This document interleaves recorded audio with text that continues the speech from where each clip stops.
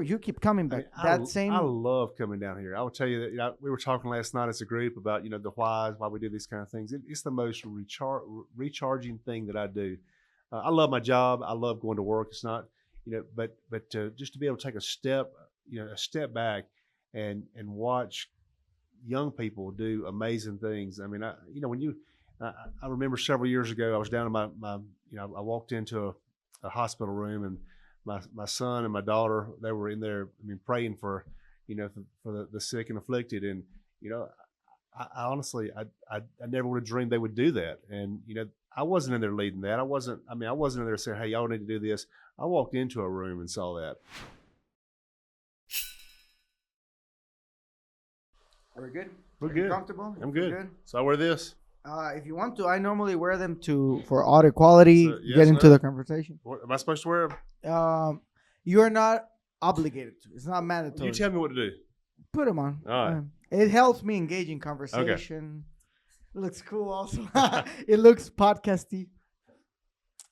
1, 2, 3. And it also helps self-regulate for the audio. Okay. Like if I'm here, I'm not going to listen to myself other than... So see, I can listen to myself in real time. That's right. I can listen to you. So if I'm talking over you, I can check up on myself. And get comfortable. Remember to speak to the mic. Because it's going to be your voice for the next couple of hours. Couple of hours? Maybe an hour and a half. Or maybe an hour. It's been already a couple since we left. Yeah.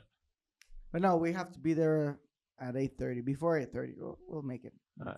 Yeah. What's the 8:30 rule? Marty he mentioned it before coming, so maybe it's just because to get everyone in bed. Oh, okay. Yeah. Okay. But I don't want to say it's flexible, but as long as I stick to that frame, we're good. Yeah. And it was not. It was just a comment that he said. Nothing. Just gonna switch this. All right, I just forgot the portrait. The frame. I'm gonna need to get you a frame. Ayúdame con eso. Yeah, because we're gonna give you a gift when we end. And are you good? We're good to roll. Well, thank you, man. Again, today was a great day, and it's gonna be a great week. We got some blood flowing. We got some sun exposure. We got to see people again after a while. We got to meet new people. And I'm happy to be with you again. I always enjoy. Every personality is different. Every personality has, for me, I enjoy different traits in different type of personalities of friends. And I really enjoy your sense of humor. I enjoy your company always. And you're here with a Bremen, which I mentioned that to you on the car. I love how you guys use your platforms in a positive way.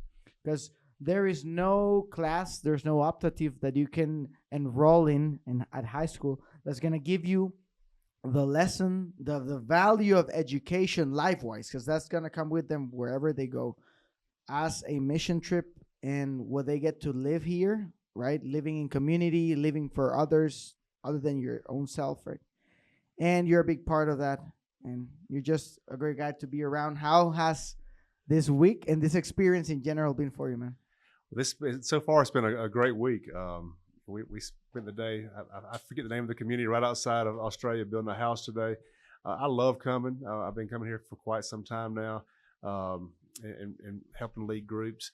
I love meeting new people when we come, but honestly, one of my favorite things is getting to hang out with people with friendships that we form along the way, you included. And I look forward to, I always ask when I talk to Marty and Krista when we're headed this way, is Marco going to be there, or I ask, is David going to be around, or I look forward to seeing, I love Mark Connell. I'm going to get to see Mark on this trip. Those are just people that I consider lifelong friends, and I stay in touch on social media to the best of my ability, but it's not the same as coming and visiting. It becomes a big and key element and factor of the experience, right? For me personally, there is and if we're going to be honest, there's a lot of things that you get to do over and over, like building a house, etc. But the people, man, for me, the people is what keeps drawing me to the experience, to getting exposed out there, seeing this friend that it's been a while that I don't see him, or in the case of working with different groups, okay, this is teams group, I'm gonna get to meet that person again. So they are definitely key elements, and in this case you brought some of your life's key elements. Which, how has that experience been? Your whole family is here. I like when I see couples coming on mission trips, also now families. I enjoy it as a single man, as an individual. I wonder how is that, or how might that be when you are collectively with your family, with your spouse or whatever, immersed in that experience. It's been a really good experience for us. I mean, we started coming in 2015. My wife and my daughter Elizabeth came on that trip. My daughter was in 7th grade at the time, so that was our first trip. I fell in love with it. Elizabeth, my wife Alicia, she returned several times with me. Was really coming pretty regularly until COVID hit. When COVID hit, it shut down. This is our first trip back since COVID. And I don't have a little girl that's here with me anymore. I have an adult who's married now, and I have a son at home, Luke. He's been here. He's been on this trip as well. You've already done the family experience then? I wish I could have them all here at one time. That would be great. But just to be able to experience this with my kids, and this is my first time being able to experience it with my youngest son, Marshall. So I'm really excited that he's here. He's never flown before. Never been abroad? Never been abroad. Wow. And like we mentioned, the formation that is gonna, the key role is gonna play in his formation, because he's gonna be having a dose of reality for a lot of people out there. Maybe he's literally getting out of his comfort zone, and how that molds or builds up your character, and at that early and key stage, right? I look at the teenagers that have come on this trip with us in the past, and I mean, some of them are missionaries now. I mean, they've gone into mission work, and I'm not saying it's because of this trip, but this trip definitely did contribute to it. And most of our kids that come, and I say kids, some are young adults now, but I mean, they continue to be a part of it. I mean, those are lifelong relationships that I have with them, that Marty and Krista have with them, and I mean, they keep coming back. Now you have some maybe harvest or fruits of that first initiative of implementing the trip as part of, I guess you, as a high school, you make up a team, and then you start planning for the team. But how was that first trip, like venturing in? Because you can see the fruits of, okay, people have gone this route, or it has had a positive impact on this side, becoming part of the experience. It's definitely evolved. I mean, so when I first came in 2015, I went on a mission trip with Marty and Krista with our local church. Had nothing to do with the school, but there were 4 or 5 of the students that went to. I was their principal, but they just happened to go to the same church as us. So, I got to go and experience the trip with them. When that trip was over, I mean, I couldn't wait to get back home and talk about how to really plan that through the school.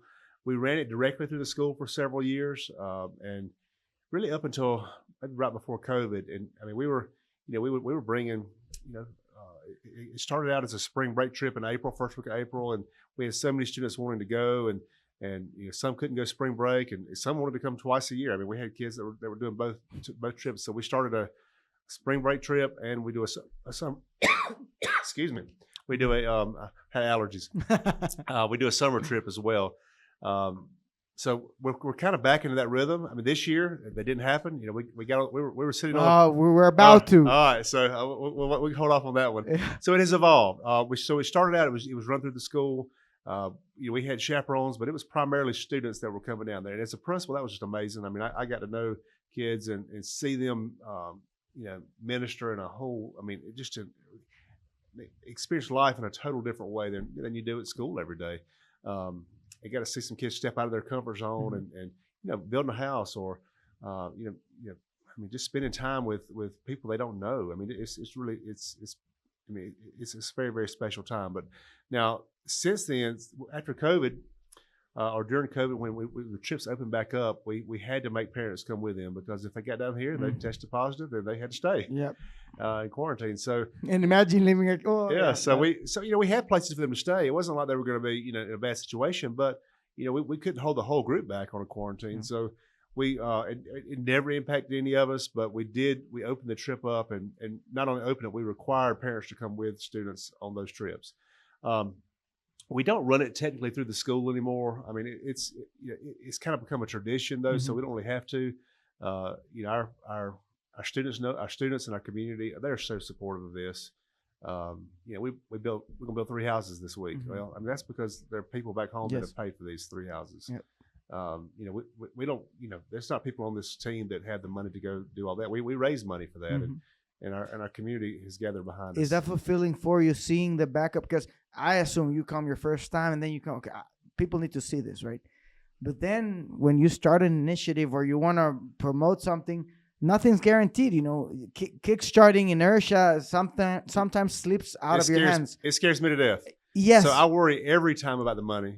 And, Krista, she is a great friend in the faith. And I will tell you, she's such an encourager. So, I'm trying to plan these trips. They're running multiple trips, especially now that she's retired, but Marty's running, they're running trips here regularly. Mhm. Not just my group, but other groups as well. But my group is the one that I'm responsible for, Mhm. and I don't have the way to generate enough money to build 3 or 4 houses while we're down. There's no way. But somehow it always gets done. Always happens. And you know what? For me, is the key element is having the backup of, because they're even teenage kids, right? So it is understandable when they might not be as willing or they don't have your back. But like we were mentioning before, the experience, the lesson does its way by itself without you. I mean, you're just a cool folk to be around. Honestly, Yeah. as a I would love to have had you as a principal. As I made the joke earlier, my previous principals maybe all expelled me, but you're easygoing guy. You're very wise in a way also, because you let the experience do the job by itself. And in the end, you talked about kids wanting to come on both trips. I've seen that happen. Yeah. Where the teenagers are the ones that are asking maybe about the trip. So in a way, you maybe take the first step, but then you're being held accountable to it because the experience, as it works in you, it has worked in them as well. And they have that will without you trying to impulse it or force it upon someone or trying to share something that you felt. It just happens in them as well. And they start pulling you. I mean, we do very little advertising for it at the school. I mean, it's not a school event, so maybe at a Fellowship of Christian Athletes, which is one of our clubs that meets at the school, it may be mentioned, hey, if you're interested in going, there's a sign-up sheet going around. We point them in the right direction of who to let know they want to go. That really grows from there. Then we'll have a meeting outside of school and get it planned. There's never been a shortage of people wanting to go. It is exciting. I used to love that it was just, I was getting to carry all the students down here. I love their parents going now, and it's a mixture. That's amazing. We have students on this trip this time, and some with parents, some without. And I love that there are parents back home that trust me enough to know that I'm going to keep their children safe. That they know that they trust Marty and Krista enough to know that this is going to be a very eventful experience for them. But they trust us. I mean, to leave the country with someone's kid. Yes. I mean, that's what I'm saying. That's trust. I'm glad that you have that untangible that we cannot name backup, because it's already something that's challenging. All right, raising the funds, whatever it involves. Okay, being responsible for getting all these people abroad, thousands of miles away. The slightest obstacle can feel even harder just because it's a challenge by itself. But seeing that the same goodwill or the same want or the same desire of coming down, the same, because you keep coming back. You keep coming back. I love coming down here. I will tell you that we were talking last night as a group about the why we do these kind of things. It's the most recharging thing that I do. I love my job. I love going to work. It's not but just to be able to take a step back and watch young people do amazing things. I mean, I remember several years ago, I was down in my I walked into a hospital room, and my son and my daughter, they were in there, praying for the sick and afflicted. And, I honestly, I never would have dreamed they would do that. And, I wasn't in there leading that. I wasn't in there saying, hey, y'all need to do this. I walked into a room and saw that. And how can you put that into words, the recharge part of it? Because if you look at it technically, you're traveling, right, for a week, living with 30, 20 different people under the same roof, having a tight agenda and building houses under the sun, and going to hospitals which sometimes have very low infrastructure, very low sanity, hygiene. There's a lot of technical factors that would make the trip seem like it's gonna drain you, but in the end you get recharged. Yes. How can you put that into words? And then, because for me also, it gives me a second air to go back to my regular activities. And when I look back, it's like physically, mentally, emotionally, it should be more demanding. Yet, it is refreshing. It is absolutely refreshing. I mean, it's the thing that I look forward to the most. I'm disappointed this year we only got the one trip in because the spring break trip got canceled. You know, this trip that we're on right now, it resulted because of that canceled trip. We were planning on coming in July. We didn't have a lot of interest there. I mean, and you know, I wasn't sure that trip was even going to make, and so I just started talking to the folks from our spring break trip that didn't get to go, and quite a few of them, these dates worked out, and we picked up some new people along the way too. So, but you know, for me to step away from the distraction of a cell phone, because I don't pay the extra. I have no cell service here while I'm here. It's kind of nice. Don't man. I mean, it's like heaven, you know. Yes. It's nice to be able to step away from that, and you know, again, I love my job, but to be able to step back and not be in charge sometimes. You know, it's kind of refreshing to watch. I mean, sometimes there's young people that they have more expertise than I do in a certain area, and to sit back and watch them lead, you know, and that's something I learned, you know, along the way, that I don't have to. Yeah, for sure. When I'm down here, I have to be responsible, but I don't have to be in charge, and I don't have to. And not get in the way. I don't have to know all the words to say. You know, everyone that comes is going to experience something different, and you know, I want them to feel comfortable enough to share that, and you know, if they want to, and most do. By the time the trip's over, they can't quit talking about it. That trip does its work. That's what I'm saying. And sometimes you can get in the way by trying to make it happen. Just let it. And it's different when we go back home. I mean, these students that are on this trip, for those that's their first trip, I mean, they'll see me different than they saw me before, and not because I am a different person. They just get to see me from a different scope, lens, different scope, and the same for me seeing them. I never cease to be amazed at our. They're not kids; they're teenagers, but we have some kids that on the trip too. But I never cease to be amazed what they're, you know, what they're capable of doing. And I also feel there's like a special coverage. I don't know how to put it into words as well. That bonds us. That special coverage, I do believe it protects us, but it also makes the way so that we bond in a very special way. Because I've heard that a lot, and I've seen it, and I've lived that. How maybe people in your surroundings, either neighbors or you go to church with, or you go to the same. You're a principal, and there are students at the high school. People that are there, but not exactly like in this way that you're, but it connects us. I mean, it does. I mean, you know, on this trip today, you know, we're on this trip this week. Excuse me. We'll, like tomorrow when we're at the hospital, we'll be giving out baby blankets. All right, some of those were made by friends of my mother. You know, some were made by students at our school. That one of our students, in particular, she and her mom like to sew. They made those. They've never been here, but they're connected to the trip. You know, they saw the importance of the trip and just said, "Hey, we'd like to make a donation." That happens all the time, and sometimes we almost have to turn away donations sometimes for supplies because it's so hard for us to get them there.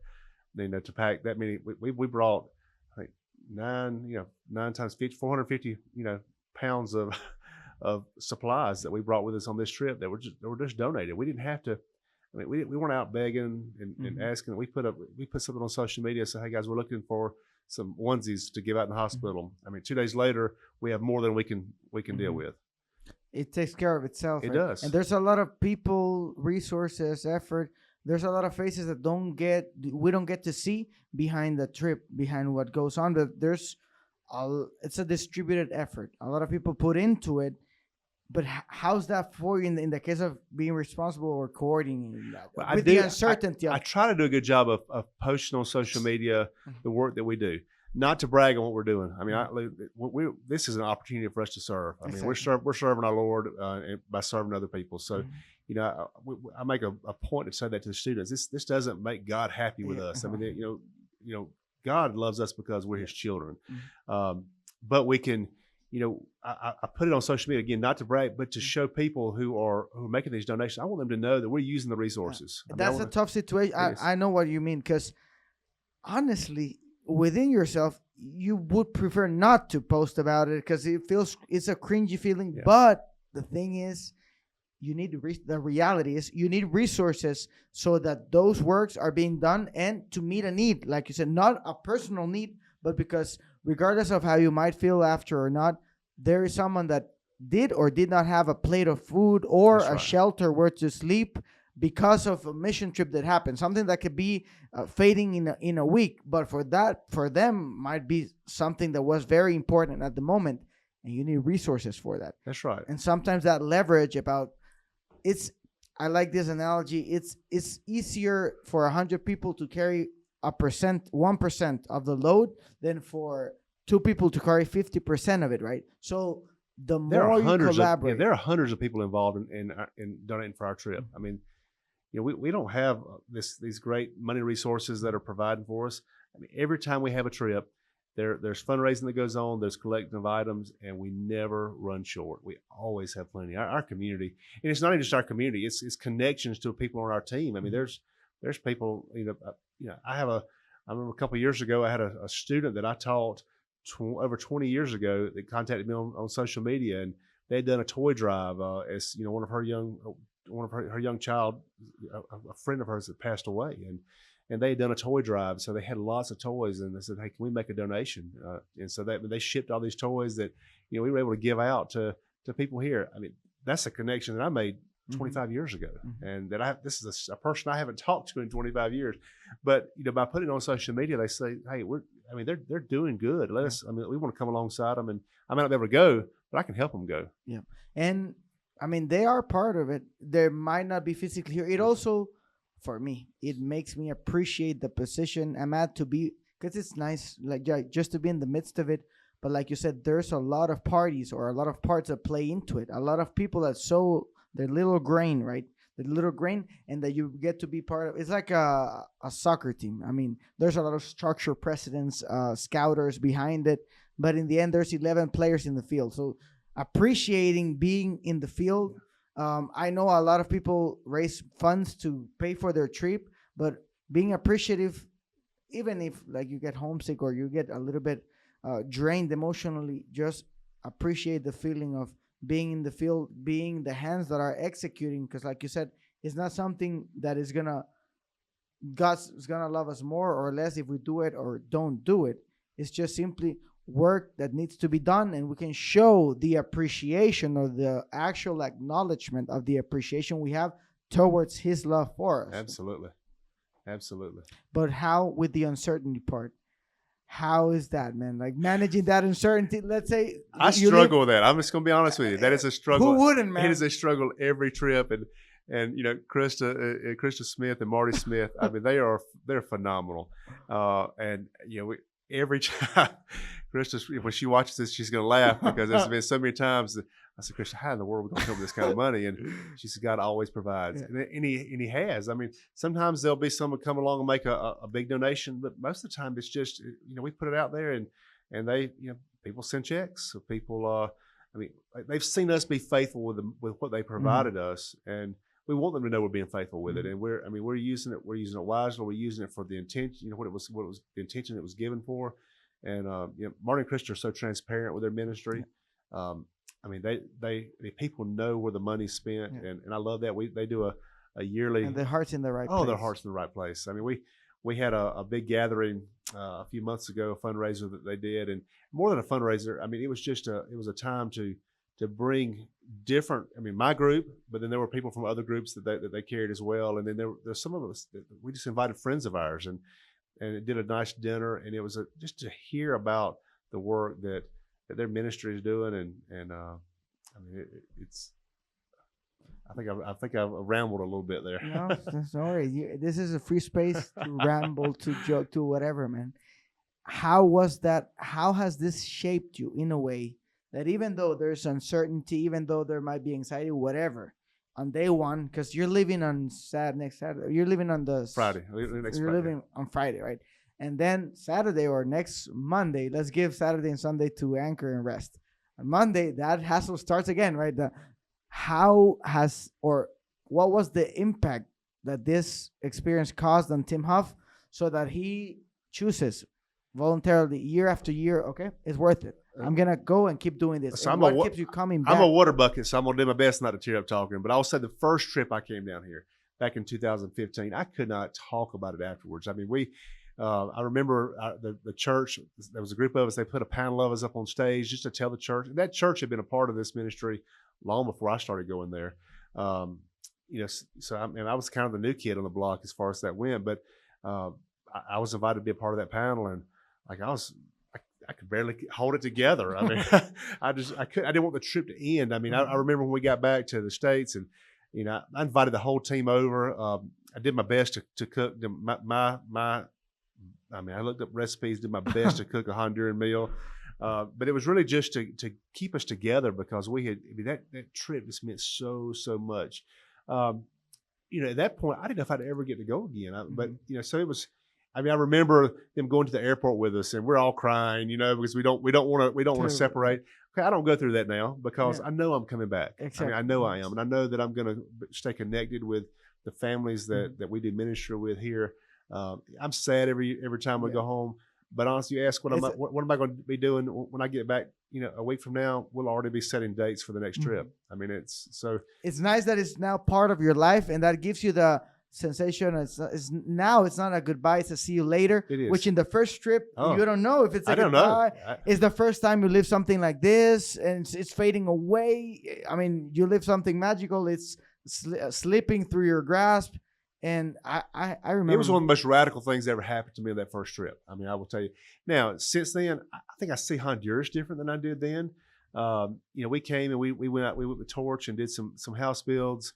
We went to the hospital. I think we went to the city dump. I think we went to Didasco, to the orphanage. I mean, we did a lot. And I may be mixing trips together. I mean, those first couple trips, but so we experienced a lot of things. But now, that we are, coming on a regular basis. I mean, we kind of have a routine that we do. I mean, we do ministry in Australia. I mean, I feel like we're part of a church that is there. The church will attend tomorrow. You and I'll be there tomorrow. If we're here on a Sunday, that is where we'll be. I mean, we're worshiping with that group. I mean, you're doing what you would do on a Sunday, but this is church. It's amazing, right? This becomes church, and this is church. Yeah. I mean, at the moment you have your congregation, but today I am here. I don't need to be physically at a spot to go to be the church. But I do know that a family today got a house because of that church. I mean, not because of our group. I mean, but because that church connected us with a family, and that means a lot. So I like that. That when we come back now, we are, we're not, if you read about short-term missions, there's a lot of negative things that go along with short-term missions because, people pop in, they do some good things for a few days, and then it's temporary. It's over. And you might fill people full of false hope. Yeah. They may look at you as Santa Claus. That's not who we are. I mean, we are I go on short-term missions, but I'm part of a long-term ministry. Yeah. So it's a little bit different. There's a unified effort behind Project World Mission 922 that we're working in that community. We're working in Tesati. We're there may be other things. We may come alongside some other ministries here and do some things, but I mean there is an effort in those areas to make a long-lasting impact. And so when I go on a short-term mission, I know that I'm really feel part of something greater. It's much bigger than just a short trip. It's more than a week. I mean, that ministry functions all day, every day, all year. I mean, it has nothing to do with, I mean, we're only a small piece of it. There are many other groups. And even when the groups are not here, that ministry is still functioning. Yes. For you, there's people out there that have never experienced a mission trip, so they don't know maybe the activities. For Tim Huff, what has been the one that you like the most? I don't know if you've done the city dump. People go there and give out food. There's some orphanages like the Dasco. There's the house building in different communities in rural areas and in the city. There's also bonfires, bonding with people. What else? We do food deliveries with the bags going door to door. What are some of the activities that you particularly and for what reason enjoy the most? So I love a house build. I mean, it is my favorite thing to do. when we come down here, because like I know when with my family, I know when I got my first house, I know the excitement. Like I knew, I remember laying in bed thinking, hey, tomorrow I'm going to the bank and I'm signing this paperwork. Tomorrow I'll be a homeowner. I was so excited. And, I knew that it was going to take me, 25, 30 years to pay for this house, but I knew that my name would be on that deed, and that I would have a place that I was putting my time and energy into that would protect my family that belonged to us. They're getting the same thing.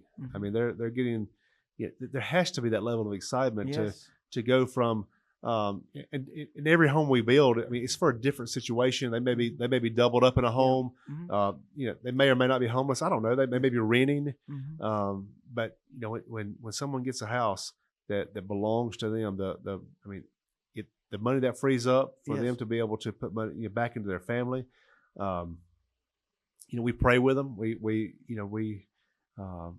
minister them spiritually while we're there. It's not just a house. So that's my favorite.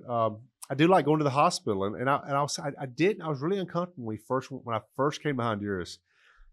Excuse me. I just didn't know what to expect in the hospital. The hospital here is very, very different than going to the hospital in the States. You would never, you would never be allowed to get anywhere a newborn baby in the States. And then we may hold 100 babies tomorrow. Talking about Hospital Escuela. Yes, we've prepared, I think 100 bags for moms and babies tomorrow. That would never happen in the States, and I don't think it's not because people don't want to do those things. That just restrictions that would allow that.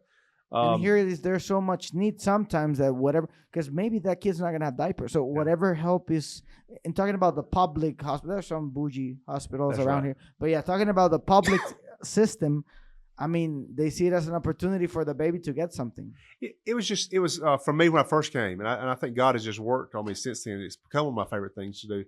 But I was just very uncomfortable going in and trying to pray with strangers that I don't even speak the language, and we divide up. So sometimes we have translators with us, sometimes we don't. We always, you and I we may be partnered tomorrow and go pray, but you may be over there praying with someone else.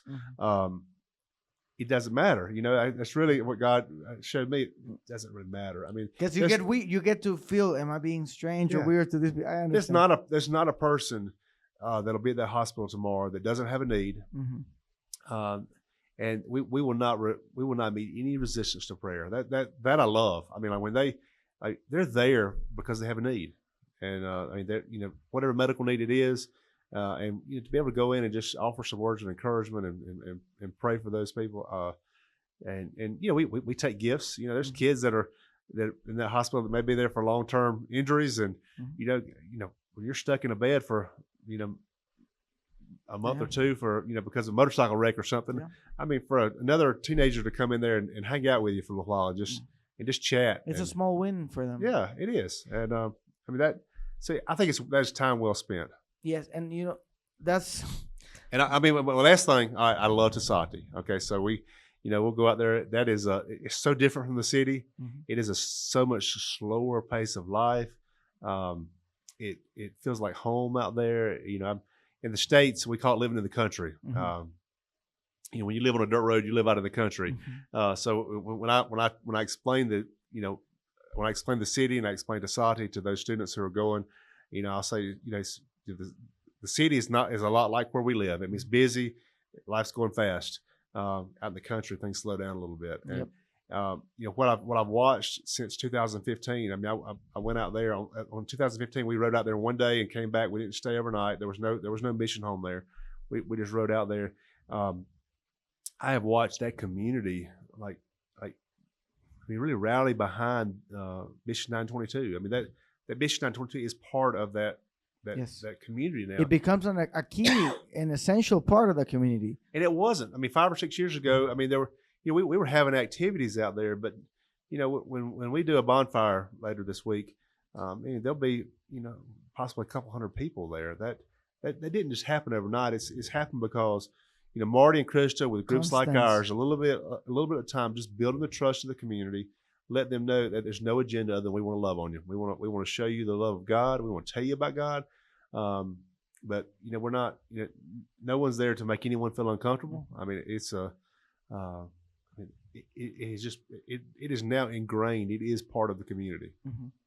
The constance makes a difference. And that doesn't happen on short. When you do a short-term mission, that doesn't happen. Mm-mm. I mean, you might go in and do some nice things for people, and I'm not discouraging people from doing short-term missions, but most likely you didn't make a long-lasting impact in that person's life. It's a spark compared to That's a fire that might be the need for them. Something that you need to kickstart a fire and maybe use the spark, which is it's also part of it, right? But like you said. I mean, I think to make an impact, you need the relational aspect of it. And for a relationship, you need constance. You need frequency. You need, to be present. You guys come on a trip, but like you said, the ministry itself keeps bringing teams, keeps sowing into them, and that makes them bond. That makes them build a relationship. It's really cool to think that this ministry will extend beyond us. It'll extend beyond Marty and Krista. It started before them. I mentioned Soila. I don't know if they mentioned her or not when they were on when they were on the podcast, but I was fortunate enough to meet her on the first few trips, and like I'd never met anyone like her before who was so selfless and who just had such a heart for people and serving other people. I mean, you couldn't be around her and not know that this woman loved God and loved people. And so that continued with Marty and Krista and Jorge and Jesse and Franklin and Roosevelt. I mean, now to watch it, it's gone from the energy of one or two people. Now it's a family. I mean, it's Marty and Krista, and I mean, whether they're here or not, you have Jorge and Jesse and their sons and their daughter-in-laws and now even their grandchildren. Like it has expanded. And I look back and I point that at one point Soila was faithful, and her love of God inspired all these people. I mean, like they're doing work that she started. That honestly, I don't know all the story. I don't think she even. I mean, I think even before her, there was someone that passed the torch to her. Yeah. So it's kind of cool to think that at some point, I mean, this torch is going to get passed to someone else, and that's where you get to acknowledge, okay, I'm part of something bigger. That's a true ministry. That's the difference between a short term and this is a true ministry that exists here. It's not dependent on one person. Yeah. I mean, everyone is preferred, but the only one that is indispensable is the Spirit. That's right. And that's when you get that sensation. If you're aware of it, you're part of something bigger because it was there before you. Most certainly gonna be there after you, and it's still there with or without you. It's moving on with different elements, with different pieces, with different key parts of the body, right? But it just works. And like even with the road, I was talking to Marty about this. So imagine, as a mission house, they're building a court, but then they start paving the road. I mean, stuff that you cannot control. And there's definitely something greater behind it. And we know what that is and who Absolutely. That is. And it's great to be an instrument and be part of that. One of the things that you mentioned that it resonated with me, because I do believe, and Sid mentioned this on the previous podcast that we recorded, there is a lot of contextual differences, and for sure, yes, contextually, like in your context, your first house might have been of a different material than their first house, and the monetary value might be different, and the geographical position might be different, and the way of paying it, all of those contextual things might be different, but according to their context, that sensation and the feeling, right? Today, the people that got a house, they are feeling the safety of providing a roof for their family. They are getting that contentment and fulfillment of, I have a shelter now. I have 4 walls. Where every parent wants to do that. Regardless of your nationality. That's what you felt in a different context, right? But you had the same sensation as a human being, regardless of the language you speak, of the ethnicity you belong at. We have all of these traits that manifest or play out in each and everyone's specific context. But regardless of that, we have these similar traits or universal traits like love, like protection, like provision, like fulfillment, contentment, gratification, that sense of community, which is what You felt by getting the house for your family, you were not only thinking about you, but thinking about or fathoming the family you were going to have in the future. That is universal regardless of your context. That's right. So one of the things we have posted on the page or the Instagram page is in Spanish. It's more what keeps us together, or more what unites us. And kind of the spirit behind it is, of course, we might have different skin tones. Of course, we might speak different languages. Of course, some might be smarter than others. Some might be taller than others. Of course, we might live in this part of the world and you might live in this other hemisphere. But in the end, regardless of all of those factors, there's a lot of stuff that binds us together and make us very similar in a way. Absolutely. And it doesn't understand any barriers. No, the division is not natural. I mean, it's not. I mean, that's not from God. I mean, I don't believe that. And I watch that every time we bring kids down here. It doesn't matter the skin tone or the language. Like every teenager or kid that we bring down there, they make new friends. The language never gets in the way. I mean, I watched today, and I was standing up on the hill, and I actually videoed my son is probably not happy with me, but Marshall was down there hanging out with kids his age that live in that community that he had never met. It didn't take long. I mean, once you kind of get over the a little uncomfortable thing, it takes care of itself. It's like it's wired in us. It is. Beyond those differences, boom, get connected. Why is that? It's easy sometimes. Sometimes it's hard. But I mean, you and I connected immediately when we first met. I mean, others, maybe a little shy, it takes a little longer, but in a way, imagine just have this scenario, because it happens to kids, but to us also. Absolutely. When we're in a mission, imagine that's, I think, the magic of it, that you remove all of these barriers for a week. Because, the language one, you got interpreters. However, when you're on a bus, going up a hill, buddy, if those brakes don't work, if that bus breaks, I can bet you there's a lot of people with different backgrounds, with different that belong to different social stratuses, that have different careers. There might be high school principals, lawyers, there might be drivers. We're all on the same bus. And if we have to pee, that's something funny. Every time I get the need to pee, at least 5 people also have to pee, so it's easier to stop. But you're starting to see. I'm laughing a little bit about the driver when you start mentioning the bus driving. So it's a little different here. It's very different here. Now we've had great drivers, but it is definitely different. You guys get the sensation that you're on your last days. Yes.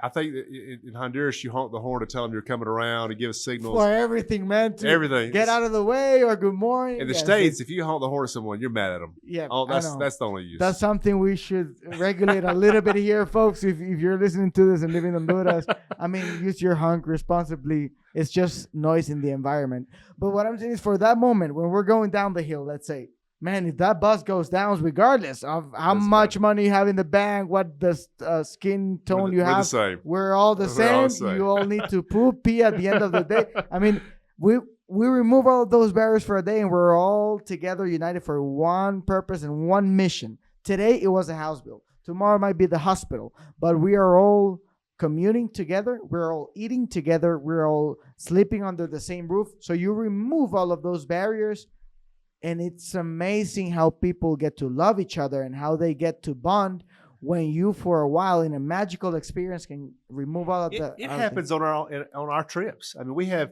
if you have 15 high school kids that come down here on a trip, they don't all know each other. They may be from the same school. They may know who each other are, but I mean, there are. They have different friend groups. All of these barriers, right? But this becomes a new friend group that will last. I mean, it will. It changes their relationships completely. I love watching new friendships form, even within our group. It happens every year. For me, it was a great lesson to, Marco, break down your barriers. I mean, you don't need to, now that you know what it's like, apply this to real life. Take it back to real. Break down your barriers. Just whatever happens on a mission, try to replicate it on daily life. Break down any predisposition you might have about someone because they belong to a certain party or a certain group of friends. All of these barriers that start dividing us, try to break it, because that's what happens on the mission. Absolutely. You get forced to break it because, you are with a team, and all you have like with you at the moment is the people you have around you, and we depend on each other, right? We depend on, if you have a good day, if we have a bad day, if we have a bad rainy day, if we're stuck with the bus, we are all stuck, right? So we become like a team. I'm still telling stories. I mean, like I said, Mitch, I don't even know how many times I've been, but quite a few since 2015. And I love running into former students, and I mean, it'll immediately remind me of a story. Hey, Sam, you remember when this happened? Or hey, do you have any funny one that you remember in particular? Something maybe that at the moment got you nervous and made you want to cry. But well, now... I will tell you that. So when we haven't gone in the last couple of trips, but sometimes we'll go up to the statue of Jesus. Pikachu. Yeah. So I'm terrified of heights.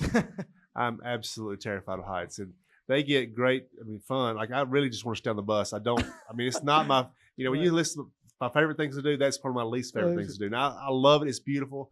Heights are not your thing. I had never been during the day, so when a few years ago, I went during the day, and it really saw some of my fears. But when you're standing at the feet of Jesus and you're looking out, it looks like it's a sheer cliff. So the kids, I mean, they're getting up on the rocks and they're taking pictures. I'm like, Marty, tell them they have to get down, man. They've got to get down. Like I'm going back to the bus because I can't even. I can't even watch it. And and they found great humor. I mean, I literally when I walk up the steps, I keep my hand on the wall. I'm at the bottom of the feet of Jesus. I don't get on the other wall by the city. You really get to the feet of Jesus at that moment. I stay there. I don't get over by the. It's good that you stay at the feet of Jesus. That's where you should permanently stay. I went back years later and in the daylight and realized there's all kinds of grass up under there. It's not a sheer cliff right there. I mean, you could step off that wall and you could walk down the hill. Oh, you thought it was just abysm. Because I never got over to that wall. I never went to it. All I did was watch these kids, get up, sitting on the edge of that wall taking pictures, and I'm like, Marty, Crystal, you got to get. They're too close to the edge. You got to get them back over here. I couldn't even get onto them. I mean, I couldn't even go over there. But I would give them the talking to before we got the bus. I was, guys, this is dangerous. You can't get too close. It's I found out later it's not, but to me it felt like so. See what's on the other side of what darkness can bring, or cloudness, right? It can bring confusion. And what's at the other side of fear? It was not that bad. Yeah. So still, don't jump off of that cliff. So kind of a funny story with that. Yeah, it definitely. It was. I was fearful in my mind for no reason, but it was real fear. I wasn't making it up. So good analogy. Don't be fearless at the feet of Jesus. Yes.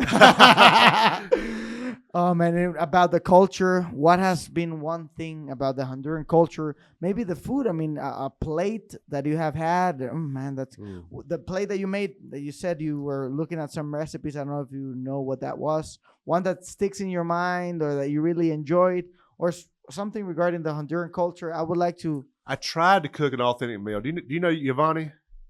One of David's boys. I know about him. I don't know him personally. So Giovanni was in the States and. Invited him to come over, spend a few days with us, and I asked him if he'd had any Honduran food lately, and he hadn't. So I think I did the Play-Doh Típico. Is that right? Oh, I love it. So I tried.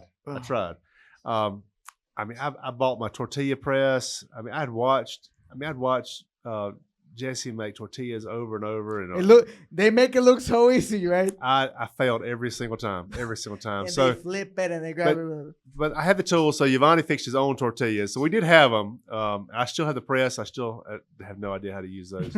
But yeah, I like the food here is amazing. I think the biggest thing is the freshness of the vegetables. Yes, and we eat whole foods. Like there's processed food. Most of them are imported, but the typical Honduran, like in rural areas, they're used to eating whole foods, egg, avocado, beans. Yeah, and I really wasn't even an avocado fan before I started coming to Honduras. It's one of my favorite things, and I love avocado. So we converted you to the absolutely to the light. Absolutely, I love it. They're great fat for you. I love the tomatoes here are amazing. In the States now, they pick them green. They gas them to make them turn red. They're really very little flavor anymore unless you grow your own. And organic is cheap here. Yeah. I know there's a whole market in the States that makes organic food pricey, but organic is cheap here. You should take advantage of it. I've never had a meal that I didn't like here. Yeah, and I can bet some of them, or at least where we eat, are much more healthier and good for your body than a lot of crap that we eat on a daily basis. Yeah, I would say the one difference, that y'all do eat a pile of sugar. I mean, soft drinks, yeah, they're really good. Now, so I mean, every almost every soft drink you can drink in the States is some sort of processed sugar. It's very very little just straight cane sugar. Mhm. So that's one of the things that teenagers love when they come here. I mean, I say teenagers, adults too. Cane sugar. Yes, I mean, do you guys use corn syrup, right? Or a lot of corn syrup, high fructose corn syrup, and I mean but it's all processed sugars. I mean, very very seldom do you get anything that is just like pure cane sugar. Is better for you? I mean, I don't know if it's better for you, but it sure tastes good. Tastes better. I've heard that. That's why you guys like more the Coca-Cola that is from here than the one in the States. Right. Because of the cane sugar. That's right. And about the people itself, something that stuck out, for the good or for the bad, but something that stuck out about, Marty mentioned about the buen provecho aspect, that for people that don't know, in Honduras is very, and I don't know if it's in Central America, but it's very common, or like common courtesy. If you see someone eating, you say buen provecho, which is the equivalent of saying bon appetit or enjoy your meal. And it just becomes automatic, right? So that's something that caught Marty's eye or attention, because it's something that he's not used to. Anything that you came here maybe the first time, now it might be something regular for you. And maybe it's just, I guess it's part of your culture, but I mean, everyone speaks to you when you meet someone out, when you're out walking, and I mean, if you're walking through a neighborhood, or you walk into a restaurant, or you're in the convenience store, the pulperia. I mean, everyone speaks to you. I mean, it's gonna be buenos dias, but buenos noches. I mean, it's a very social society. Very friendly. Very very friendly. Yeah. And I think sometimes we put our blinders on, and in the States, and we talk to people that we know, and then it's colder in a way. Yeah, I mean, I live in a neighborhood, and to be honest with you, I don't even know everyone that lives in my neighborhood. Mm-hmm. And the feeling I get is that, when we go to DeSate, the feeling is I get that everyone in that community knows each other.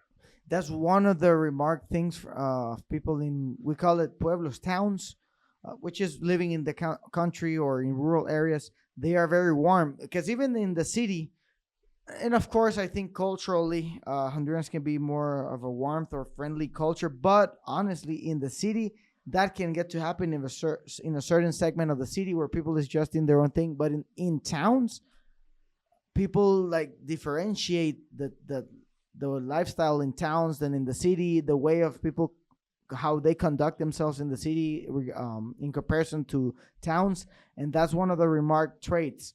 Like people in towns, their lives is slower, just slower. They take the time to have a cup of coffee and some bread with the neighbors.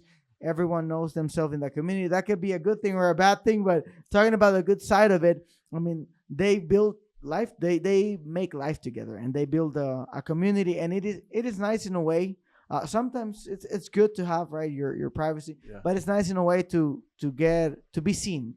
And that's one of the things that you get a lot in the towns, because you're not distracted. Your brain width or brain capacity is not distributed in all of this technology and the rat race and all of the above. I feel they have more time or more space to go back to the basics, which is doing life together. Well, I mentioned a little while ago, you asked one of my favorite things. Like, I love going to El Tesate now.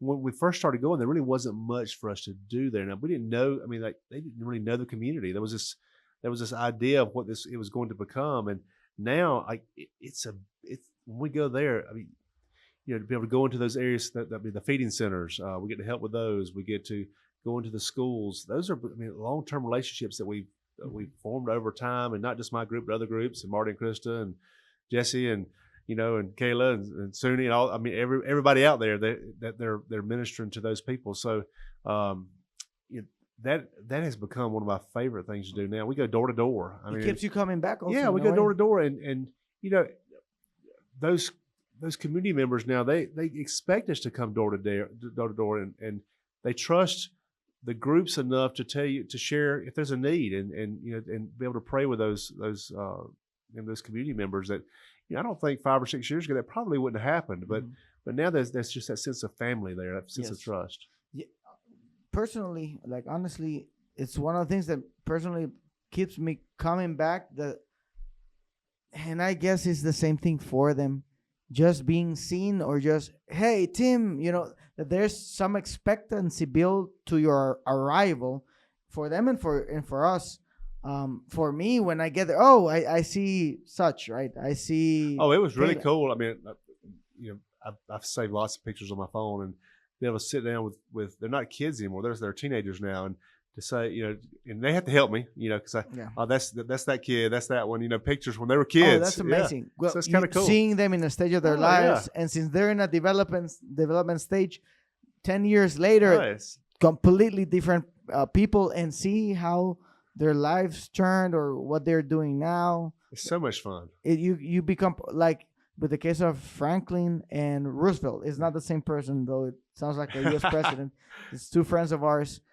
Marty, or even maybe you have known them since they are little kids. Now they are working at the build sites, and you see them working as grown adults and thinking that there was a point in life or in time where a mission trip with them looked like taking care of this baby, right? That's and right. now that baby's on top of that roof hammering. He's leading us now. Yes. I mean, you saw Roosevelt today. I mean, Roosevelt, hard worker. He's a very, very hard worker. He's a very hard And worker. I mean, he was, when my first trip, he was, what was he? 7th grade. So what is that? 14 years old. I mean, no, not even that. Probably not, maybe Yeah, 14, 13. 13. Mhm. He was a kid.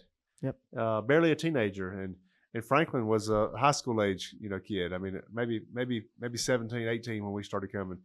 And now, both are parents. Do you think this experience, like the life you've come to do here down in Honduras, do you think it has shaped you for the good as a principal, as a high school principal, dealing with youth, as a parent, dealing with your family, as a leader in both scenarios, leader of 5 or 6 people, or leader of hundreds, however many are in the high school? Oh, I think it's changed who I am. I really do. I believe every time I come that I leave a little better leader than I left. I see people. I mean, everybody wants to be seen.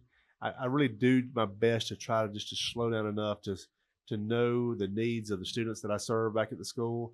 I don't. I mean, I miss a lot. I mean, we have 750 kids. There's a lot of students in our school, but trips like this, I think, make you open your eyes to realize that especially when you're doing, when you're dealing with a situation of poverty. If we're pouring money into a house for a family that's in need. Well, there's families in our community that are also in need.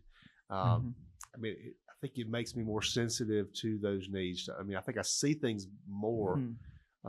It has made you more empathetic, or it has heightened your sense of empathy. I think it's definitely heightened my senses to be sensitive to those things.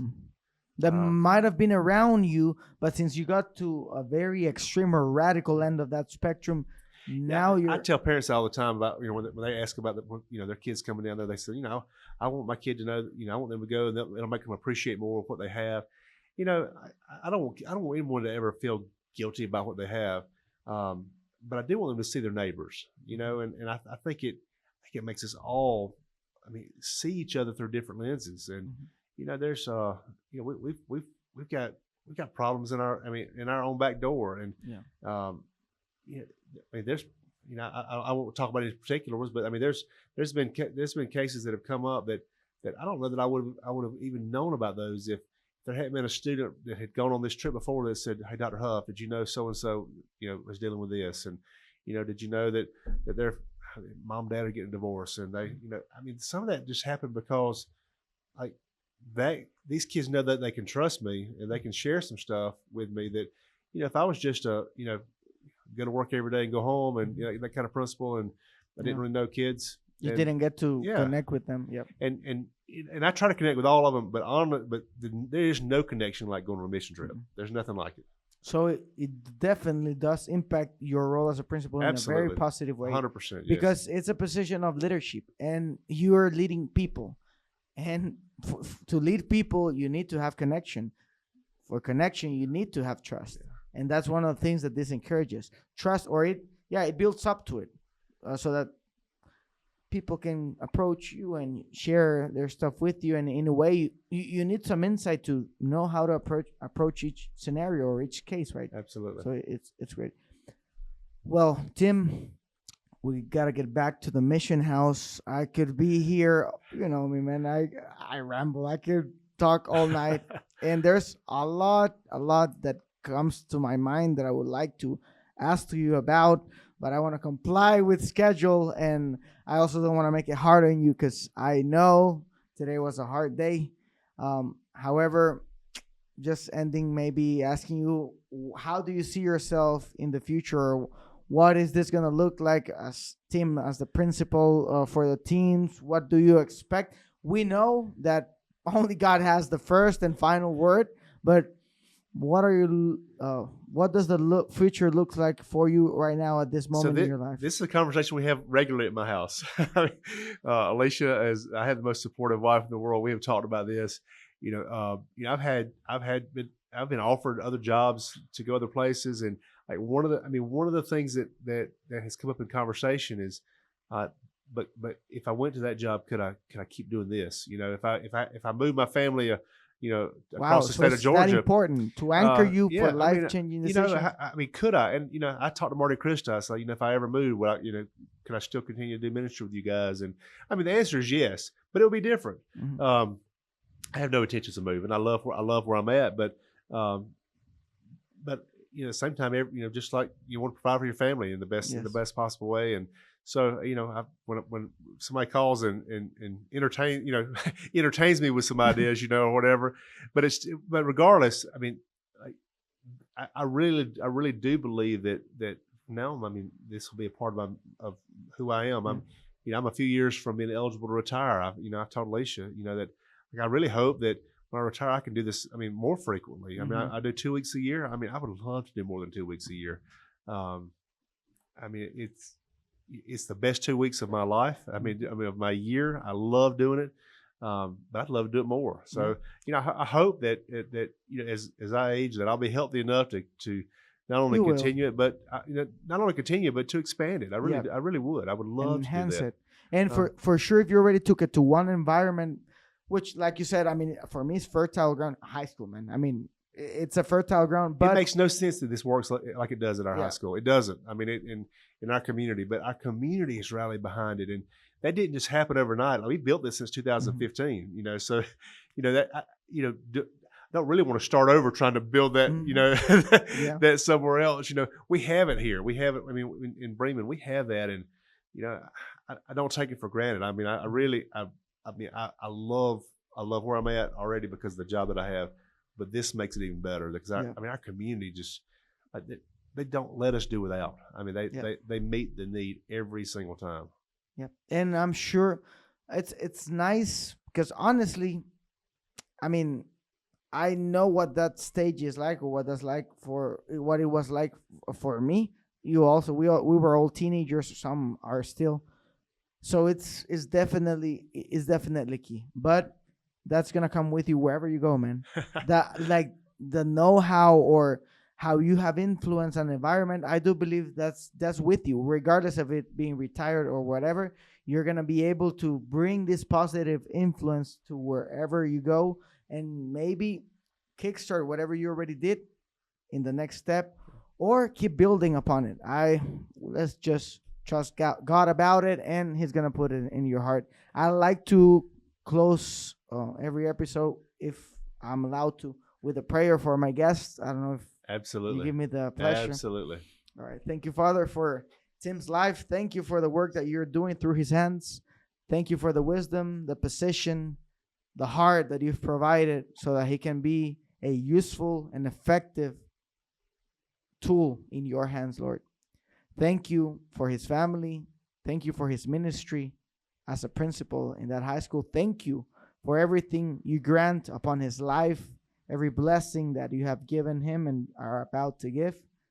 Thank you for you will bless the works of his hands and wherever the sole of his feet touches. Thank you for this moment. Thank you for who he is as a person. And thank you for everything you are doing or are about to do. In the name of Jesus, amen. Amen. Amen. One last thing I'll say, before we get off it, what the future looks like. One cool thing is watching, my daughter. I mean, you've met Elizabeth several times now. Married now. Married now. I believe I love her. I believe I believe she'll continue coming. I mean, she loves it. I mean, she was planning on doing an intern with Marty and Krista when COVID hit. She's been back twice now since she's been married. She wants to bring her husband. Well, Honduras, it's all for people like Elizabeth. We will receive her with open arms. So the future looks good for the Huff family staying connected. Yep. And we love you here. You're more than welcome to my house, to my country, anytime. Thank you so much. Thank you, sir. Thank you for sticking till the end, guys. One of the greatest benefits that I found through the experiences in missions is the pleasure of being exposed to the beauty of my country, Honduras, and its culture, the reality and the circumstances of the Honduran people. And part of the purposes is to share this with you and with the world. I would greatly appreciate if you would subscribe to our channel, like this video, and maybe share it with someone that might be interested in watching whatever we do here to support this cause. Thank you.